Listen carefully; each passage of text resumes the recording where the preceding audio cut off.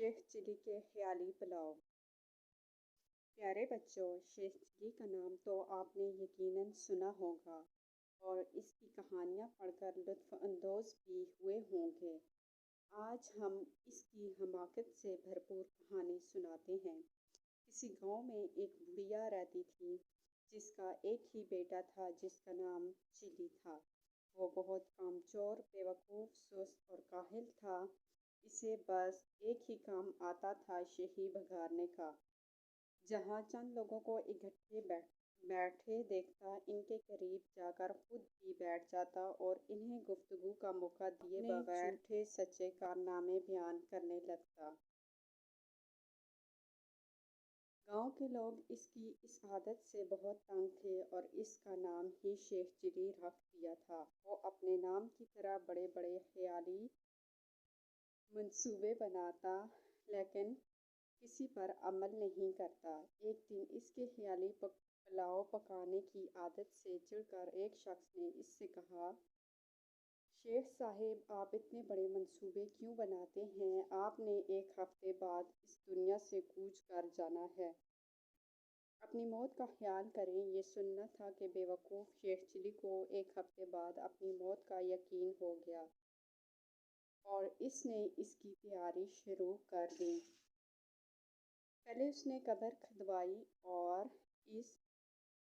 اس میں جا کر لیٹ گیا۔ 6 دن گزر گئے، کچھ نہ ہوا۔ 7ویں روز شیخ چلی نے سوچا کہ یہ اس شخص کے بتائے ہوئے ایک ہفتے کا آخری دن ہے، شاید اب موت کا فرشتہ آنے والا ہے۔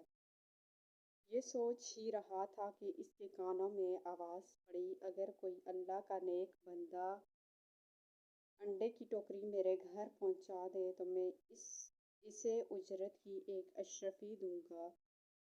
شیخ چلی اشرفی کا نام سن کر قبر سے باہر نکل آیا اور انڈے کی ٹوکری اٹھا کر سر پر رکھ لی۔ یہ دیکھ کر ٹوکری کے مالک نے کہا، شیخ صاحب ذرا سنبھل کے جانا، انڈے ٹوٹنے نہ پائیں ورنہ ایک دمڑی نہیں دوں گا، الٹا ہرجانہ لے لوں گا۔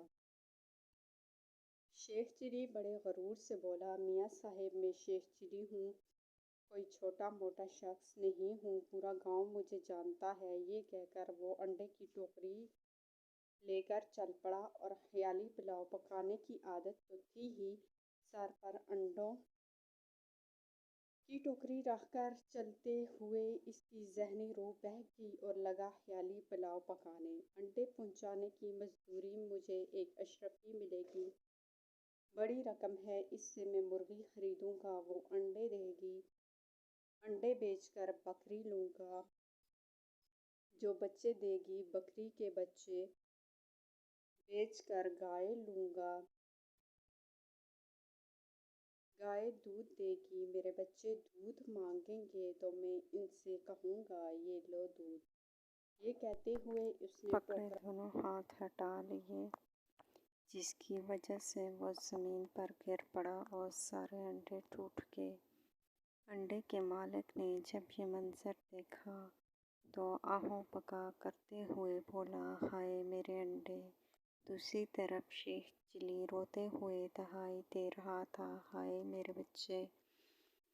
دونوں کی آہوزاری سن کر لوگ جمع ہو گئے اور شیخ چلی کی بات سن کر اسے باور کرایا کہ تمہاری تو شادی بھی نہیں ہوئی، بچے کہاں سے آ گئے جو یوں رو رہے ہو؟ ہاں، انڈوں کے مالک کا تم نے جو نقصان کیا ہے اس کا ہرجانہ تمہیں دینا پڑے گا۔ بات شیخ چلی کی ماں تک پہنچ گئی، اس نے وہاں آ کر ہرجانے کی رقم ادا کی، جان چھڑوائی۔ ویڈیو اچھی لگی تو لائک کریں اور چینل کو سبسکرائب کریں۔ شکریہ۔